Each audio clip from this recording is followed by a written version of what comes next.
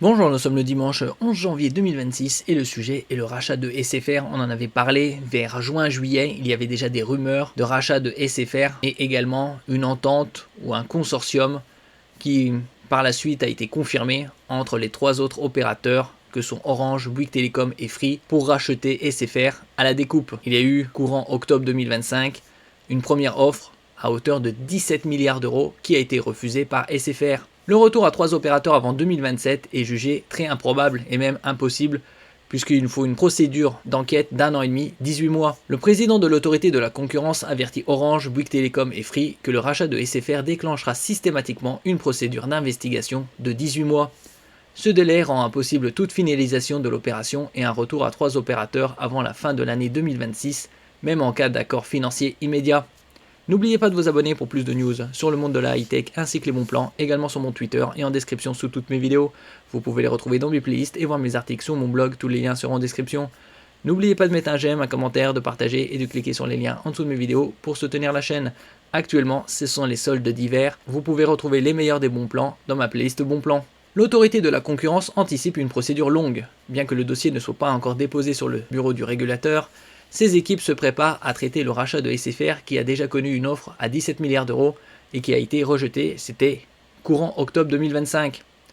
Benoît Curé, le président de l'autorité de la concurrence, précise aux Échos que l'analyse du dossier nécessitera très probablement une phase d'examen approfondie pouvant durer 18 mois, soit 1 an et demi. Cette étape cruciale impose un calendrier administratif lourd aux différents acteurs. Orange, Bouygues et Free sous la menace d'une requalification en entente. Le consortium formé par les trois opérateurs concurrents a réalisé un découpage précis des actifs de SFR. Chacun est intéressé par une section de SFR, d'où cette entente entre les trois concurrents. Réseau, abonnés mobiles, parc B2B, c'est-à-dire business to business, boutique, ainsi de suite, pour tenter d'éviter les foudres du régulateur. L'objectif est de présenter un dossier techniquement recevable qui ne déclenche aucune alerte automatique. Cependant, cette alliance de circonstances oblige l'autorité de la concurrence à vérifier la nature réelle du pacte, qui est assez curieux que trois concurrents se mettent d'accord pour pouvoir racheter un quatrième. Au début des années 2000, il y avait aussi des ententes entre les opérateurs concernant le tarif des SMS, puisque à l'époque, les SMS étaient facturés.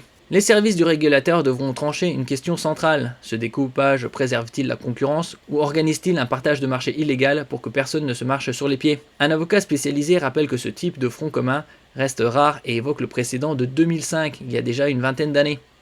À l'époque, SFR, Bouygues Telecom et l'ancien France Télécom avaient subi une condamnation de 500 millions d'euros pour avoir échangé des données stratégiques. Sur le plan commercial, la situation demeure figée depuis le refus opposé par Altice, maison mère de SFR, à l'offre du trio le 14 octobre 2025. Au niveau international, Altice était endetté aux alentours de 60 milliards d'euros. Malgré le silence radio officiel, des discussions informelles se poursuivent en coulisses entre Orange, SFR, Bouygues Telecom et Free.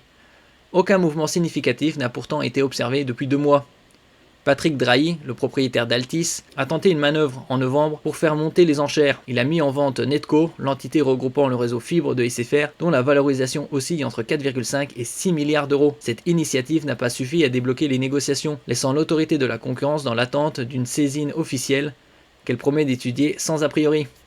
Donc nous verrons ça au courant de cette année 2026, voire plus tard, s'il y a un rachat de SFR effectif, et donc à la découpe par les trois concurrents que sont Orange, Bouygues Telecom et Free. Merci pour votre écoute et à la prochaine.